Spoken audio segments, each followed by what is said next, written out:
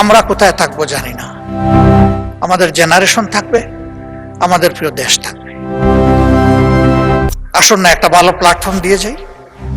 আমার এত সময় নাও লাগতে পারে, তাহলে তো আরো বেশি সবাই ভালো হবে। সময় চেয়ে নেয়, আমি কিন্তু সময় অনেক সময় ফিরিয়ে দিই।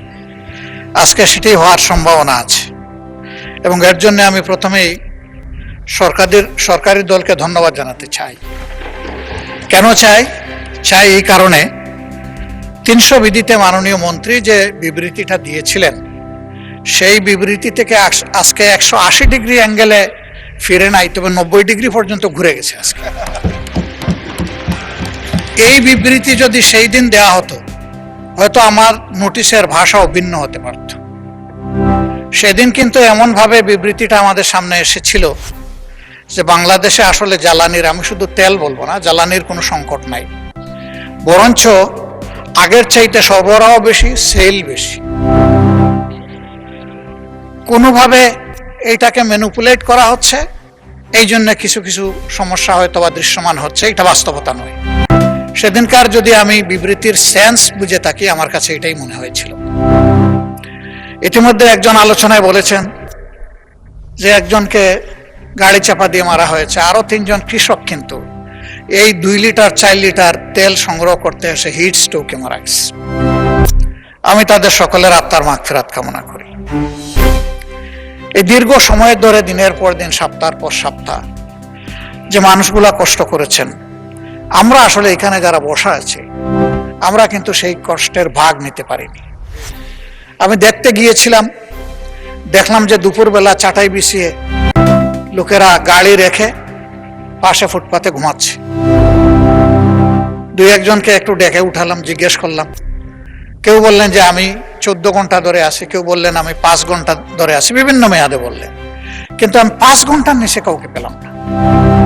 আমি যখন জিজ্ঞেস করলাম যে ঘন্টার পর ঘন্টা আপনারা অপেক্ষা করে কতটুকু পাবেন, তারা বললো যে ম্যাক্সিমাম অফ 2000 টাকা, এই পরিমাণ তেল আমরা সংগ্রহ করতে পারবো, যারা গাড়ির মালিক। আর যারা বাইকার, তাদেরকে জিজ্ঞেস করলাম, 1 জন পেলাম, সে বললো যে আমার অয়েল পাস আছে, আমি 1000 টাকা নিতে পারবো। বাকিরা বললো যে 150 থেকে 500-র ভিতরে আমার রেঞ্জ, আমি এইটুকু পাবো। আমি জিজ্ঞেস করলাম আপনারা আগে কি পরিমাণ রুজি করতেন? বললো যে 1500 থেকে 2000 পার ডে। এখন কয় যে এখন 500-700 পারি না। এই মানুষগুলোর জন্য আমার বেশি দুঃখ লাগে। এটা কিন্তু 2-4 জন, 100-200 না, হাজার হাজার মানুষ, এর উপর তাদের জীবিকা চলে। এখন 150-500 টাকার তেল দিয়ে সে কি করবে? তার তো ওই পেশাটাই চলবে না। যদি আমাদের সংকট নাই, তাইলে অন্তত ওই গরিব দিন আনে দিন খায় মানুষের পর্যায়েরা, এদের দিকে কি আমরা একটু সুদৃষ্টি দিতে পারবো? দেওয়া উচিত বলে আমি মনে করি। এরপরে যারা প্রফেশনাল গাড়ি চালায়, যারা কেবিং করে, তারা এটার উপরে একটা রেন্ট তাদেরকে পে করতে হয়, আবার তার ফ্যামিলি চালাইতে হয়। এখন আমি যিনি ওই কাজ করি না, আমার ব্যক্তিগত কাজে ব্যবহার করি, আমার জন্য 2000, তার জন্য 2000, এরকম করলে তো ওরা বাঁচবে না। এই ইন্ডাস্ট্রিটাই তো হুমকের মুখে পড়বে। তাদের বিষয়গুলো আমাদের সিম্প্যাথেটিক্যালি দেখা উচিত। আজকে আমি ধন্যবাদ জানাই মাননীয় প্রতিমন্ত্রীকে। সেদিন তিনি আমাকে চাচা বলেছিলেন, জানি না আমার বয়স হতো কিনা। তা আমি যশোরে তাকে বুকে টেনে নিয়েছিলাম, আর তিনি যথার্থই স্মরণ রেখেছেন। যশোরের ডাব থেকে পানি বের করে আমি ওনাকে পান করিয়েছিলাম। আমি ঢাকা থেকে নেইনি ওটা। আলহামদুলিল্লাহ, তিনি যে মনে রেখেছেন, এই জন্য তাকে ধন্যবাদ। তিনি খুবই পজিটিভ অ্যাপ্রোচে আজকে কথা বলেছেন এবং আমি মনে করি যে একটা রিয়েলিস্টিক বক্তব্য রেখেছেন। শুধু এক জায়গায় হালকা একটু সুই হাতে নিয়েছিলেন, উনি মাথায় হাত দিয়ে লজ্জা পাইছেন, আমি আর ওইটা বলতে গেলাম না। আসলে চালাক লোকেরা কি বলে, একটা কঠিন গালি দেওয়ার পরে বলে যে আমি গালি দেওয়া পছন্দ করি না। যেটা আমি পছন্দ করি না, এটা আমি করবই না। এই সংসদে আমরা প্রথম দিনই অনুরোধ করেছিলাম যে আমরা আসুন জনকল্যাণে কথা বলি, আমরা পরস্পরকে দোষারোপ কিংবা character assassination either party or person, আমরা ওই দিকে না যাই। কিন্তু এখনো বন্ধ হয়নি। মাত্রা বোধহয় কিছু কমে এসেছে, ঠিক 8 মাত্রার ভূমিকম্প না, কিন্তু 4-5 মাত্রায় এখনো কিন্তু ভাইব্রেট করতেছে। এগুলো বন্ধ হওয়া উচিত। আমরা কনস্ট্রাকটিভ হই, সরকারি দলও কনস্ট্রাকটিভ হোক, আমরাও কনস্ট্রাকটিভ, সেইভাবে বিষয়গুলোকে আমরা রিজলভ করি এবং আমরা পারবো, কেন পারবো না? দুনিয়ার অনেক দেশে তো পারে, তো আমাদের না পারার কি আছে? আমরা এই পারার কালচারে যেতে চাই, না পারার কালচারে থাকতে চাই না। মাননীয় স্পিকার, এটা একটা ক্রাইসিস। আমরা আগেই বলেছি যে এটা আমাদের সরকারের তৈরি নয়, কিন্তু ডিমান্ড ম্যানেজমেন্টে বেশ কিছু প্রবলেম হয়েছে। এই জায়গায় যদি আমরা সবাই ওপেন হার্ট নিয়ে বসতে পারতাম, কথা বলতে পারতাম, যদি কমন প্ল্যাটফর্ম থেকে অ্যাড্রেস করতে পারতাম, মানুষ একটা আস্থার জায়গা খুঁজে পেত এবং আমরা বাস্তবধর্মী অ্যাড্রেস করতাম। আমি মনে করি আজকে যেটা প্রতিমন্ত্রী মহোদয় বলেছেন যে সঙ্গত কারণেই কিছু রেশনিং করা হয়েছে সতর্কতার জন্য, দ্যাট ইজ গুড। সেই কথাটা আমরা একসাথে বলতাম, কিন্তু প্রথম দিন তো এই বিবৃতি আসেনি। প্রথম দিন এসেছে অন্যরকম। অলরেডি আমার কলিগ বলেছেন, আমরা পাম্পে গিয়েছি, জিজ্ঞেস করেছি যে আপনারা জ্বালানি আগের চাইতে বেশি বিক্রি করছেন। কই মোটেই না, পাই 1/3 বিক্রি করবো, কেমনে বেশি? আমরা যা পাই তাই আমরা বিক্রি করি। তবে কিছু অসৎ লোক সবসময় সুযোগ নেয়। এই ধরনের পরিস্থিতি যখন আসে, ওরা সুযোগের অপেক্ষায় একদম হাত ধরে বসে থাকে। আমি বলবো সেই লোক আমি হলে আমাকে ছাড় দেবেন না। জাতির স্বার্থে আমি হইলে আমাকে ধরুন, পাকড়াও করুন, বরঞ্চ সাধারণ মানুষের চাইতে আমাকে আরো বেশি করে এক্সপোজ করে দেন। যারা অসৎ তারা কোনো দলের হতে পারে না। এরা দলের সুযোগ নেয়, সুবিধা নেয়, কিন্তু দল যদি বিপদে পড়ে ওই সবার আগে ফেলাবে। এই সমস্ত সুযোগ সন্ধানীদেরকে সামান্য কোনো অ্যালাউন্স দেওয়া উচিত নয়। আমার 2 নম্বর অনুরোধ, যে এই হাউসে বসে আমরা যে কথাগুলো বলবো, এটা কিন্তু হাউসের এই প্যারাডাইমের ভিতরে থাকছে না, গোটা দুনিয়ায় চলে যাচ্ছে এটা। সুতরাং এই কথার ওয়েটেজ থাকতে হবে, কথাগুলো অথেন্টিক হতে হবে, সত্য তথ্য নির্ভরশীল হতে হবে এবং দায়িত্ব নিয়ে কথা বলতে হবে। আজকে একটা বললাম, কালকে আরেকটা বললাম, জনগণ আমাদের কথা বিশ্বাস করবে না। একই সাবজেক্টের উপরে কথার যেন ধারাবাহিকতা থাকে আর ময়দানে যেন তার ইমপ্লিকেশন থাকে। এই দুইটা যখন জনগণ খুঁজে পাবে, তখন আমাদের কোনো স্টেটমেন্ট করারও দরকার পড়বে না। প্রত্যেকের বিবেক আছে। আমরা জ্বালানির ক্ষেত্রে শুধু তেল গ্যাসের চিন্তা করছি, কেন আমরা ডাইভার্সিটি নিয়ে চিন্তা করব না? কেন আমাদের জাতির একটা শর্ট টার্ম, মিড টার্ম এবং লং টার্ম একটা স্ট্র্যাটেজি থাকবে না এনার্জি জেনারেট করার ব্যাপারে? সেই বিষয়গুলো নিয়ে আমি মনে করি যে খোলামেলা আলোচনা আমাদের এখানেও হতে পারে, আবার এখান থেকে গঠিত কোনো কমিটির মাধ্যমেও হতে পারে। সেই জায়গায় আজকে সরকারি দল বিভিন্ন স্টেক হোল্ডারদের সাথে বসছেন। মাননীয় মন্ত্রীর রেফারেন্স এসেছে, তিনি 2টো করেছেন, আর একটা সেশন করবেন কামিং শনিবারে। আচ্ছা, শনিবারের মধ্যে উনি বলেন নাই যে সমস্যার সমাধান হবে, উনি বলেছেন যে একটা সেশন হবে। আমি ওনাকে একটু হেল্প করলাম, আমি তাই শুনেছি।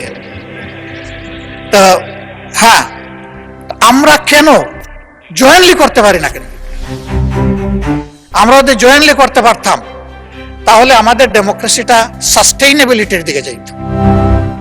মানুষ আশান্বিত হতো যে ভঙ্গুর ডেমোক্রেসি কোনো একটা জায়গা থেকে আবার রিফর্ম হওয়ার জন্য তারা লোড নিচ্ছে, তারা রিস্ক নিচ্ছে, আমরা তাদেরকে সহযোগিতা করব। তখন রাষ্ট্রের জনগণেরও অ্যাটিটিউডটা হবে পজিটিভ। আমরা ভালো হয়ে গেলে দেশ ভালো হয়ে যাবে, এটাই স্বাভাবিক। এই জায়গাটা যতদিন পর্যন্ত ভালো হতে পারবে না, ততদিন পর্যন্ত দেশও ভালো হবে না। আমি কিছু ম্যাটেরিয়ালস আজকে রেডি করে নিয়ে এসেছিলাম, কিন্তু মাননীয় প্রতিমন্ত্রী আমার ম্যাটেরিয়ালস সব কিছু বাসায় দিচ্ছে। আমি আসলে কখনো এটা বলতে চাই না যে আমার গ্লাসের অর্ধেক খালি। আমি সব সময় বলতে চাই আমার গ্লাসের অর্ধেক ভরা আছে, কাজেই বাকিটাও আমাকে ভরতে হবে। আর যদি আমি খালি বলি, তার মানে হচ্ছে অর্ধেক যখন খালি, বাকিটাও ফেলে দেয়। আমি ওই থিওরিতে বিশ্বাস করি না। আসেন আমরা পজিটিভ অ্যাটিটিউডে, সরকারি দল বিরোধী দল বড় কথা নয়, এই হাউস বড় কথা। এই হাউসকে নিয়ে মুভ করি, আমরা মনটা ওপেন করি। আর আমি অতি বিনয়ের সাথে অনুরোধ করব, বয়স যাই হোক, আমার কিন্তু সবগুলা সাদা, আমার মতো বুড়ো সাদা লোক এখানে খুব কম। তো এই দিক থেকে অনুরোধ করছি যে আসেন, ওই ঠেলা ধাক্কার রাজনীতি এখানে বাদ দিন। এই জায়গায় আমরা সিনসিয়ার টক করি, পরস্পরকে রেসপেক্ট করি। আমরা যদি মিউচুয়াল রেসপেক্টটা শো করতে পারি, পুরা হাউস রেসপেক্টেড হবে। আমরা ওই জায়গাটায় যেতে চাই। উস্কানি আমাদেরকে দেয় অনেকে, এই গরম কাণ্ড ঘটান, ওইটা ঘটান, ওইটা ঘটান, আপনারা কি বিরোধী দল হইলেন? তাই আমি বলি যে ভাই, আমার তো যোগ্যতার পুঁজি এতটুকুই, আপনার পুঁজি দিয়ে যদি একটু সাহায্য করতেন। আল্লাহ আমাকে যে মুখ দিয়েছেন, আপনার দুটি ঠোঁট, তাইলে আমার এখানে জোড়া দিয়ে দেন, আমি আপনার ভাষায় কথা বলবো। আমি তো আল্লাহর দেওয়া আমার জিহ্বা, আমার ঠোঁটের ভাষায় আমি কথা বলবো, যেটা আল্লাহ আমাকে দিয়েছে। তা আমি সবাইকে অনুরোধ করব যে আমরা রংপুরের ঝাঁঝাল ও মরিচের কথা ভুলে যাই, আসুন সুন্দরবনের মদিটা একটু আমরা ঠোঁটে লাগাই। আমরা পারবো, ইনশাআল্লাহ আমরা পারবো। কেন পারবো না? শুধু একটা গুড ইন্টেনশন লাগবে আমাদের, এই জাতিকে আমরা বিল্ড আপ করবো। আমি প্রথম দিনই বলেছিলাম যে এই চেয়ারে বসা লোকগুলো এখন ওই চেয়ারে, আবার দুই দিকের চেয়ারে বসা অনেকে এখানে নাই।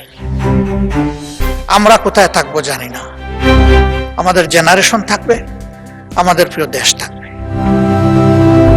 আসুন না একটা ভালো প্ল্যাটফর্ম দিয়ে যাই। এখন মরতে পারি, এই জায়গায় পড়ে যেতে পারি। 19 জুলাই 2024 তো পড়ে গেছিলাম, 24 না 25-এ। সেই পড়া থেকে অনেকে উঠে আসে না। আল্লাহ আমাকে জীবন দিয়েছেন, আবার নিয়ে যেতে পারে। হয়তো সংসদ প্লাজায় কালকে আমার জন্য আপনাদের দাঁড়ানো লাগতে পারে, কিন্তু একটু শান্তি নিয়ে মরি, যে দেশের জন্য ভালো কিছু করে যেতে পারলাম সবাই মিলে। আমাদের অ্যানসিস্টরস যারা ছিলেন, যেটুকু অ্যাটমসফিয়ার তারা আমাদেরকে দিয়ে গিয়েছেন, আমাদের সাকসেসরদের মিনিমাম এইটুকু আমাদের কাছে পাওনা।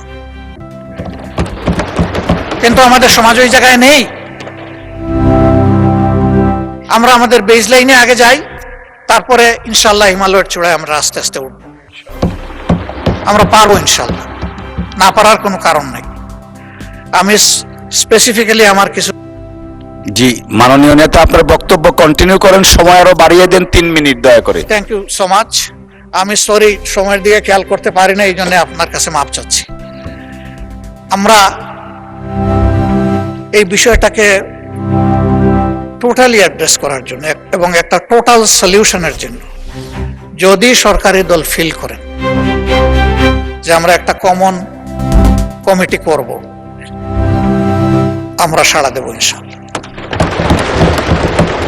আমাদের কিছু প্রপোজাল আছে, আমরা আপনাদের হাতেই তুলে দেব, কারণ এক্সিকিউশন হবে আপনাদের মাধ্যমে। আমরা শুধু পরামর্শ দিয়ে সহযোগিতা করতে পারব, বাস্তবায়নটা করতে হবে সরকারকে। ওখান থেকে সরকার যেটুকু মনে করে নিবে, যেটা মনে করবে যে এটা প্রযোজ্য না, ফেলে দিবে, অসুবিধা নেই। সেই ওপেন হার্ট নিয়ে আমরা বসতে চাই। এরকম কোনো শর্ত নেই যে যা পরামর্শ দিব তাই মানতে হবে। যদি পরামর্শ এইরকমই হয়ে যায়, এটার পরামর্শ থাকে না, এটা ডিকটেশন হয়ে যায়। আমরা ওই ডিকটেশনও পছন্দ করব না। কিন্তু আমাদের কোনো সিনসিয়ার সাবমিশন এটা যেন ডিজোন না হয়, এইটুকু আমরা প্রত্যাশা করব, for the sake of the country and nation. সবাইকে অনেক ধন্যবাদ আমাকে বাড়তি সময় দেওয়ার জন্য। একটু ফিরত দিয়ে বিদায় নিলাম। আসসালামু আলাইকুম।